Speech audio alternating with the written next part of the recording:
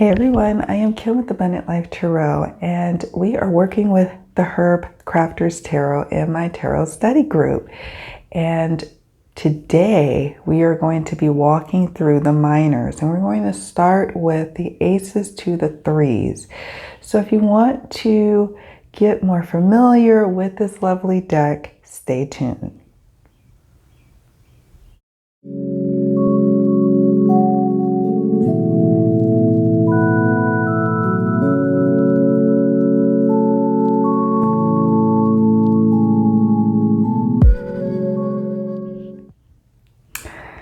Okay, so let's get started. I've decided to look at the aces to the threes, for example, and look at the minors in that way. This actually works better for this particular deck because the creator actually has divided her minors in such a way. So all the aces are together, all the twos are together in the guidebook, and there's a reason for that. And she indicates it here, and I'll read it in a moment, why she went that direction. So I decided to break it up that way as well. I did already do a fire suit live on Facebook, which I also uploaded here on YouTube, that went through the whole suit of the fire suit, I should say. And I just didn't feel that could work best with this deck, looking at it from just the suits angle. So we're going to try it the creator's way and see how we go with that. So I have taken out the aces, the twos, and the threes of the Herbcrafter's Tarot, but I also took them out or set them aside for the following decks. That would be the Smith-Waite Tarot deck and the Gaian Tarot first edition. So I wanted to take a look at those and see if anything comes up for us, and just, it helps to sometimes see it with the traditional, Smith-Waite deck, as well as maybe another deck that this creator has, created. So let's look at these minors here, and I'm going to, okay.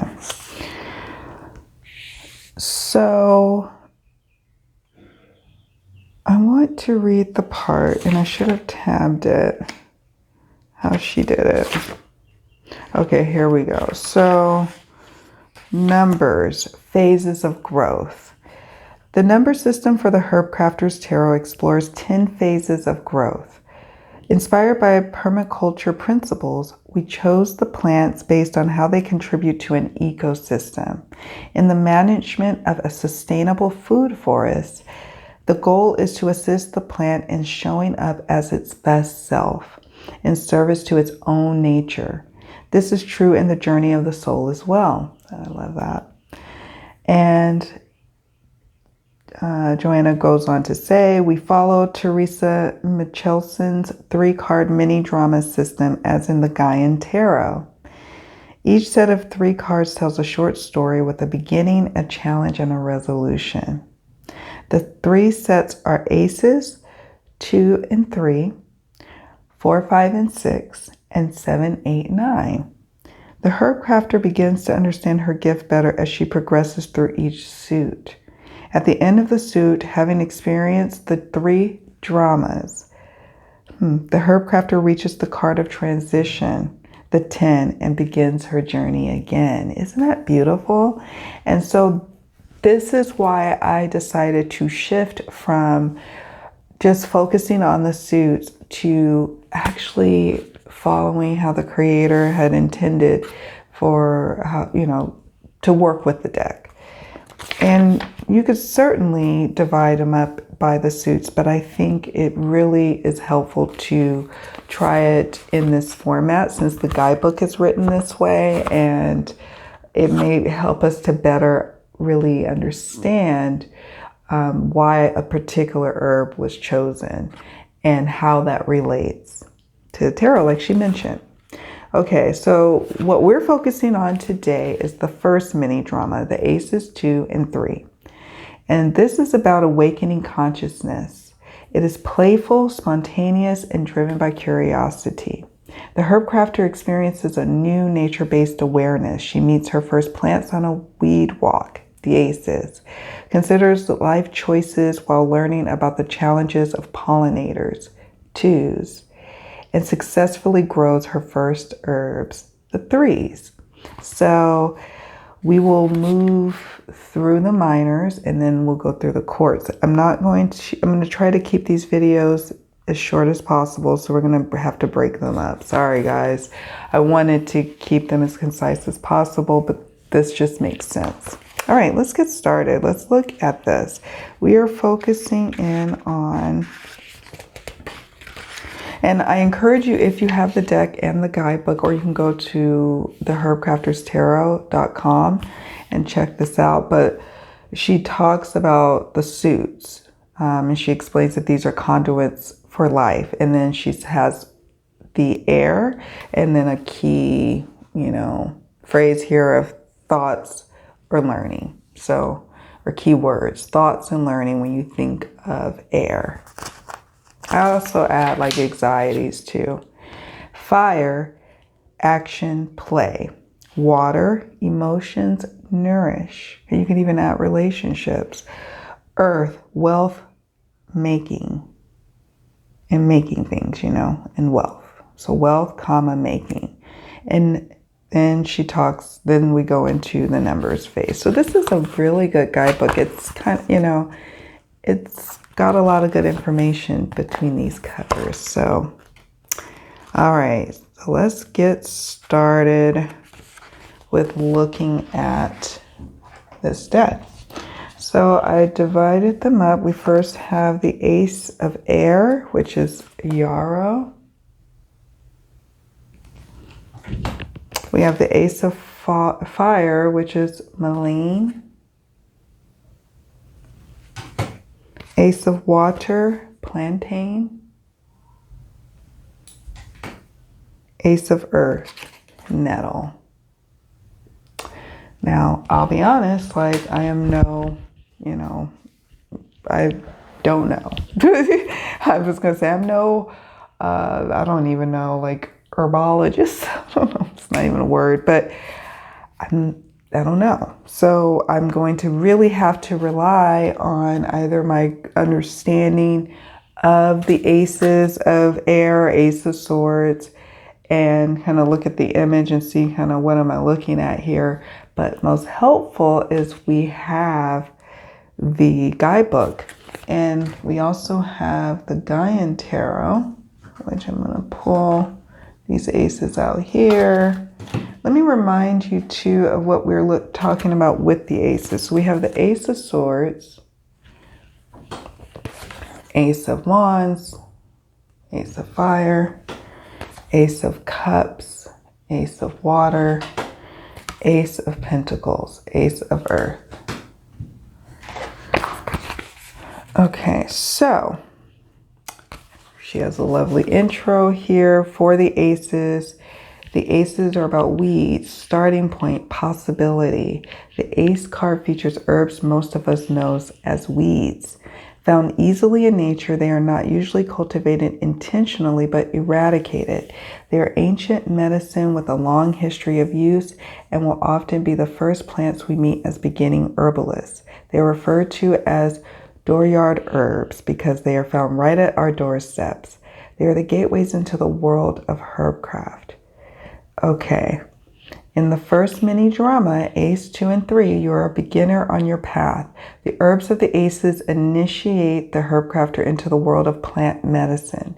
Meeting these plants, she becomes excited, hopeful, and filled with possibility.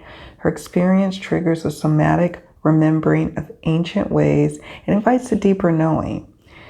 The aces, like the acorn, contains the stories of the ancestors as well as the promise of the future. The herbs of the aces inspire a fresh view toward your calling. And so what we're going to do here, I'm not going to go in depth into all of this because I invite you and encourage you to head over to our Facebook group, Abundant Life Tarot group, where I am going to be doing daily draws for as long as I'm called to do, and hopefully be touching upon these cards in more in depth there. So, you know, and also just check it out for yourself if you have this deck. So Yarrow. And the 3 key phrases is don't fence me in, discernment is necessary for survival, know your wounds, identify your medicine. Okay. And know your wounds. So here's the Gaian Tarot, and then here is the Herbcrafters. And the Gaian Tarot has a butterfly who has just emerged from the cocoon, right? A whole new beginning. But the first big wound of our lives is birth, right? But from that opening wide experience of the body and mind and spirit when you're giving birth, this new beginning emerges. And so when I look at the key phrases for Yarrow and Ace of Air, it says, don't fence me in, discernment is necessary for survival, know your wounds, identify your medicine. And I was just looking in the guidebook to see if there's anything. A wide bramble grows along a barbed wire fence in front of a dry field with a mountain in the distance. A hummingbird lands on a leafless thorn-laden stem. Several sword-like yarrow plants fill the base of the thicket. The feathery leaves bend with a warm summer breeze, and the crisp white flowers reach beyond the boundary. So, and I'm just going to read a couple of the first sentences. It says, the first seeds of a new idea can be found just outside your front door. Take a fresh look at an ancient calling from spirit. So you can see here how the Gaian, and let me get the ace. Where's my aces? Here. I love the color palette as well found in the Herbcrafter's Tarot. Like, I'm looking here and it's like, you kind of have to be discerning. You kind of have to fence things in, you know, wrangle things in. But, you know, you have to be careful about how much you rein in and how much you let go free. You know, and the Swords, air energy is about your mind. It's about ideas. You know, it's the creativity part of the mind. It is the idea creation. It is the anxieties and fears and worries that linger in the mind as well. So it's like all of that sometimes has to be corralled, but you have to be careful of how you corral it, which moves us to the twos, because now you're at a crossroads. Like if we look at the ace of, so we have the Two of Swords, right? That's the traditional card. We have that, and then we have, where's my twos? Oh, here we go. Two of Air.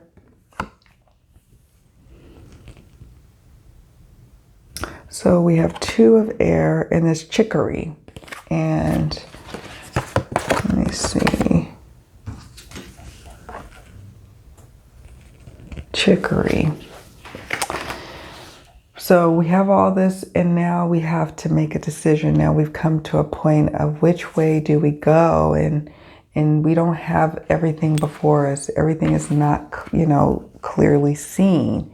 So her eyes are closed in the Gaian Tarot.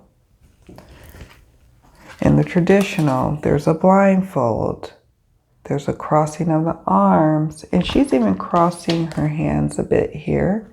There's a crossing of having to go, you know, in two different mental directions, or directions here, directions there. Which way do we go? Being at a stalemate, not being able to see right before us. And then we have Chicory. So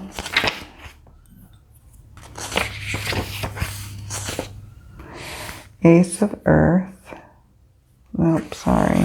I wanted to look at the 2. See, that's what I do. I go, I'm like, oh, that's right. It's not in the order.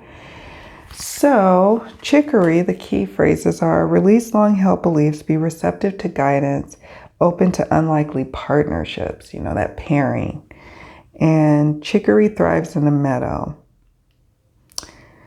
And old ideas can be blinders to new wisdom. Let go of worn out thinking to see an issue clearly. Chicory is often classified as a weed. It is, however, a beneficial medicine plant that draws important insects to the garden. Be receptive to new guidance. Gather information before taking action. Then be still and look within. So you can see how that ties in with the traditional Rider-Waite-Smith. You can see it in the Gaian tarot. And now you can see it, you know, it's a thickened state here. I can't really see beyond the thick green feathery leaves, as I said. It's beautiful. Okay, so moving on to the 3 of air. It's beautiful. Set these aside. Get me my 3 of air. Okay. We have echinacea. Echinacea. Where's my 3?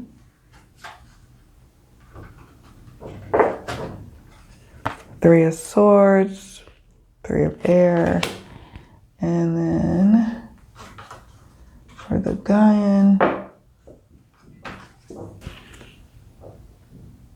3 of air. Okay, so let's look at all of them together. He's possibly journaling. It feels like he's in a library, or maybe he's in his own personal library. I'm curious to see what the 3 of air has to say. Echinacea. Speak the truth about your heartbreak. Be the medicine that heals the pierced heart. Healing from grief takes time. And I didn't even, for me, echinacea, I've always heard people take it to deal with like cold or allergy symptoms. I don't know. Like, I've heard of it, but I don't know much about it. And I haven't personally used it myself. So, you know, I don't know. So I would definitely have to rely on the guidebook and my understanding, you know, dealing with betrayal, dealing with a feeling or a sense of betrayal, grief over, you know, what is perceived as an ending. Wow. Heartbreak. Getting over heartbreak, trying to get over it. As you see with the clouds, you know, it's kind of like, I want to be able to move past this. Thankfully, one does, right? The 3 of air is interesting in the Gaian because you could see if you look carefully at his, you know, it's almost a frown. It's almost, he's a little morose here. At first, I used to think maybe he's just deep in thought, and he could very well be deep in thought. But let's look at echinacea. All right, so heartache leads to self-knowledge. You may be confronted with an agonizing reality. Wild echinacea, a potent medicinal that once blanketed the prairies of North America, is now endangered. We may never again experience wild, abundant fields of this electrifying pink flower. See things as they truly are and accept the loss. Healing lies in your ability to learn from the devastation. Echinacea remedies increase resistance to infection and build a strong body. Embracing painful truths leads to resilience. Seek out strong allies who will help you through the grieving process. Find comfort in your sorrow. Echinacea is a slow-growing plant. Sit with your grief for as long as it takes. I love that.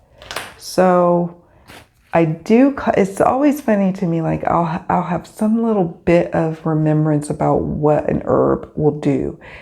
You know, I try to employ natural remedies for myself personally. I'm not a doctor, and please understand that, you know, just because we're talking about the Herbcrafter's Tarot doesn't mean that I'm to, you know, be an advocate of, you know, not seeking medical help when you need it. Just had to say that. So, and I'm speaking from my own personal experience, but it's interesting how you can draw from experience or draw from like a old knowing about an herb. Like I was like, oh, I just know that when, you know, you take it when you need healing from a cold or allergy situation. And they speak about that in this guidebook. And they even offer crafting ways to work with the 3 of air. So number 1 would be find expression for your heartbreak, write your story. Number 2, buy only cultivated echinacea. When you heal the earth, you heal us all. And number 3, embark on a meditative journey to the prairies where echinacea once flourished and harvest medicine for your grief there. So we'll stop there. I realize it's taken about a full 20 minutes to go through just the aces, but I'm happy that we did. I'm thinking, let me see, do we have any others before I let you guys go?